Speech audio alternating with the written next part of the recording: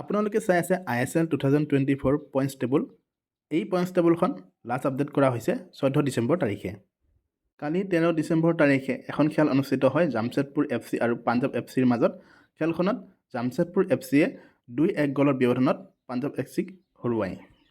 সেয়েহে 1 নম্বৰত আছে এটিকে মোহন বাগান, 10 মেচ খেলিছে 23 পইণ্ট। 2 নম্বৰত আছে বেংগালুৰু FC, 11 মেচ খেলিছে 23 পইণ্ট।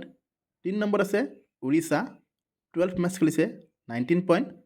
4 নম্বৰত আছে গোৱা, 10 মেচ খেলিছে 18 পইণ্ট। 5 নম্বৰত আছে পাঞ্জাৱ, 10 মেচ খেলিছে 18 পইণ্ট।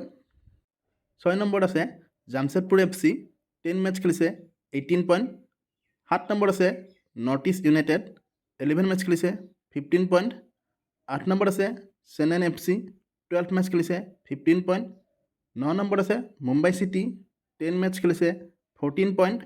10 নম্বৰত আছে কেৰালা ব্লাষ্টাৰ্ছ, 11 মেচ খেলিছে 11 পইণ্ট। 11 নম্বৰত আছে ইষ্ট বেংগল, 10 মেচ খেলিছে 7 পইণ্ট। 12 নম্বৰত আছে হায়দৰাবাদ, 11 মেচ খেলিছে 7 পইণ্ট। 13 নম্বৰত আছে মহম্মদান, 10 মেচ খেলিছে 5 পইণ্ট। এই পইণ্টছ টেবুলখন লাষ্ট আপডেট কৰা হৈছে 14 ডিচেম্বৰ তাৰিখে। ভিডিঅ'টো যদি ভাল লাগিছে প্লিজ লাইক, শ্বেয়াৰ আৰু ছাবস্ক্ৰাইব কৰি দিব।